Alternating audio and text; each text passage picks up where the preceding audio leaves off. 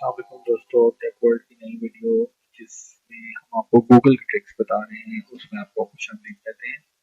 आज की इस वीडियो में हम आपको एक ऐसी टेक्निक बताएंगे जिसके ज़रिए से आप अपने दोस्तों के दरमियान शुगर गला लगा सकते हैं और आपको एक नई ट्रिक दिखा सकते हैं। तो आपने लिखना है सबसे पहले गूगल लोगो और एंटर कर देना है।